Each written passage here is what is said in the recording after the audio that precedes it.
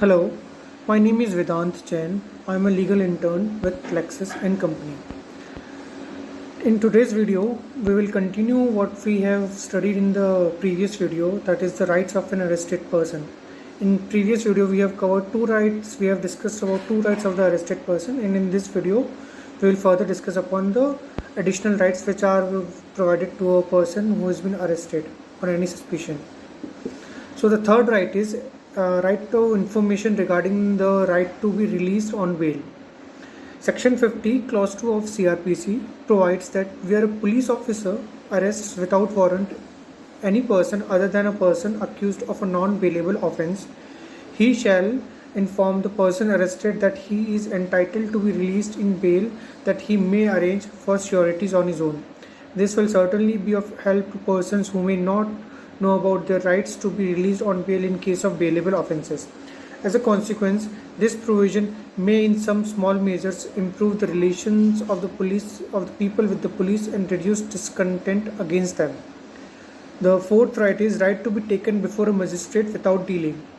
Whether the arrest is made without warrant by a police officer or whether the arrest is made under a warrant by any person, the person making the arrest must bring the arrested person before a judicial officer without unnecessary delay.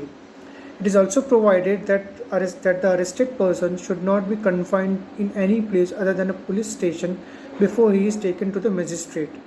These matters have been provided in CRPC under Section 56 and 76, which are as given below. Section 56 states, person to be taken before magistrate or officer in charge of police station. A police officer making an arrest without warrant shall, without unnecessary delay and subject to the provisions contained as to the bail, take or send the person arrested before a magistrate having jurisdiction in the case or before the officer in charge of the police station. Section 76 states that person arrested to be brought before court without delay. The police officer or other person executing a warrant of arrest shall, without unnecessary delay, bring the person arrested before the court before which he is required by law to produce such person, provided that such delay shall not in any case exceed 24 hours, exclusive of the time necessary for the journey from the place of arrest to the magistrate's court. The fifth right is right of not being detained for more than 24 hours without judicial scrutiny. Whether the arrest is without warrant or under a warrant, the arrested person must be brought before the judicial magistrate or court within 24 hours. Section 57 provides that person arrested not to be detained more than 24 hours. No police officer shall detain in custody a person arrested without warrant for a longer period than under all the circumstances of the case is reasonable, and such period shall not, in absence of a special order of a magistrate under Section 167, exceed 24 hours, exclusive of the time necessary for the journey from the place of arrest to the magistrate's court. The right has been further strengthened by its incorporation in the Constitution as a fundamental right. Under Article 22, Clause 2 of the Constitution provides that every person who is arrested and detained in custody shall be produced before the nearest magistrate within a period of 24 hours of such arrest, excluding the time necessary for the journey from the place of arrest to the court of magistrate, and no such person shall be detained in custody beyond the said period without the authority of a magistrate. In case of arrest or warrant, the proviso to Section 76 provide a similar rule in substance. The right to be brought before a magistrate within a period of 24 hours of arrest has been created with a view, first, to prevent arrest and detention for the purpose of extracting confessions or as a means of compelling people to give information. Second, to prevent police stations being used as though they were prisons, a purpose for which they are unsuitable. Third, to afford to an early recourse to a judicial officer independent of the police on all questions of bail or discharge. In case of Khatri versus State of Bihar, the Apex Court has strongly urged upon the state and its police authorities to ensure that this constitutional and legal requirement to produce an arrested person before a judicial magistrate within 24 hours of the arrest be scrupulously observed. This healthy provision enables the magistrate to keep check over the police investigation and It is necessary that the magistrate should try to enforce this requirement, and where it is found, this would come heavily upon the police. If a police officer fails to produce an arrested person before a magistrate within 24 hours of the arrest, he shall be guilty of wrongful detention. In the sixth right is right to fair trial. Right at trial. The first is right to fair trial. The Constitution under Article 14 guarantees the right to equality before the law. The Code of Criminal Procedure also provides that for a trial to be fair, it must be in an open court trial.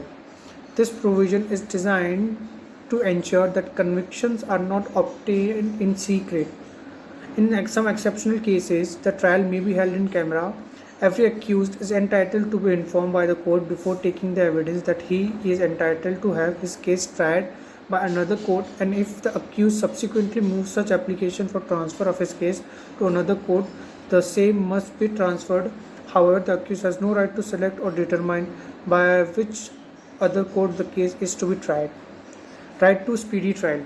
The Constitution provides an accused the right to speedy trial. Although this right is not explicitly stated in the Constitution, it has been interpreted by the Honorable Supreme Court in the judgment of Husainara Khatun. This judgment mandates that an investigation in trial should be held as expeditiously as possible. In all summons trial cases where the maximum punishment is 2 years, once the accused has been arrested, the investigation for the trial must be completed within 6 months or stopped on an order of the magistrate, unless the magistrate receives and accepts with his reasons in writing that there is no cause to extend the investigation. The next right is right to consult a legal practitioner.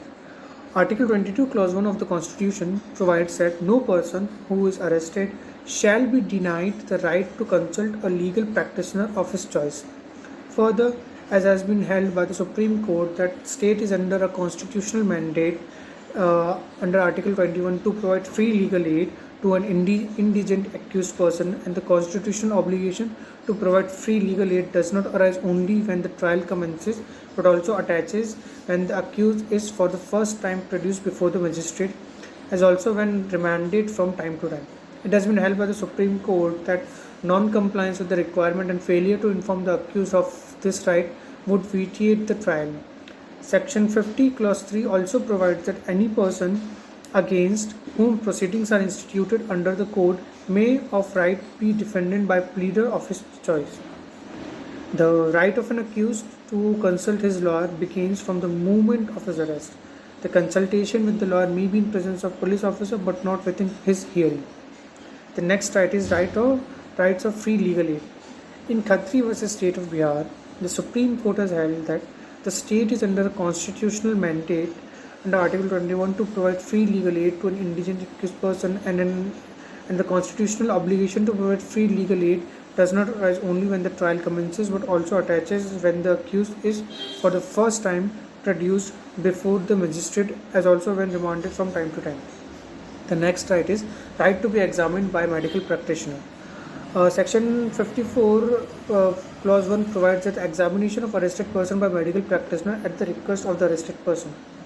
It states that when a person who is arrested, whether on charge or otherwise, alleges that at the time when he is produced before a magistrate or at any time during the period of his detention in custody, that the examination of his body will afford evidence which will disprove the commission of him by him of any offence, or which will establish the commission by any other person of any offence against his body, the magistrate shall, if requested by the arrested person, so to do so direct the examination of the body of such person by a registered medical practitioner, unless the magistrate considers that the request is made for the purpose of vexation or delay or for defeating the ends of justice. The next right is right of the accused to produce an evidence. The accused even has the right to produce witness in his defense in case of police report or private defense. After the examination and the cross-examination of all the prosecution witness, that is after the completion of the prosecution case, the accused shall be called upon to enter upon his defense, and any written statement put in shall be filled with the record. He may even call for cross-examination. The judge shall go on recording the evidence of prosecution witness till the prosecution closes its evidence. The accused, in order to test the veracity of the testimony of a prosecution witness has the right to cross-examine him. Section 138 of the Indian Evidence Act 1872 gives accused as a right to confront only witnesses. This right ensures that the accused has the opportunity for cross-examination of the adverse witness. Section 33 of the Indian Evidence Act tells that when witness is unavailable at trial, a testimonial statement of the witness may be dispensed by issuing commission. Testimony at a formal trial is one example of prior testimonial statement which can be used as documentary evidence in a subsequent trial. There is a famous case which deals with the rights of an arrested person and decided by the Supreme Court of India. The name of the case was D.K. Basu versus State of West Bengal.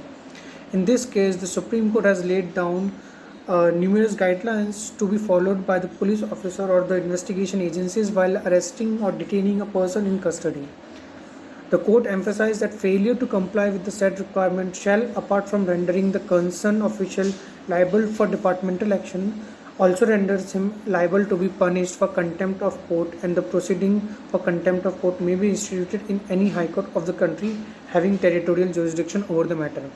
The requirement flow from Article 21 and Article 22 Clause 1 of the Constitution of India and need to be strictly adhered.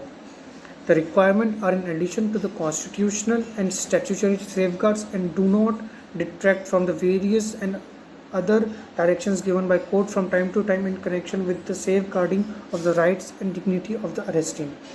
Therefore, it is the duty of the police to protect the rights of society. It must be remembered that this society includes all people, including the arrested.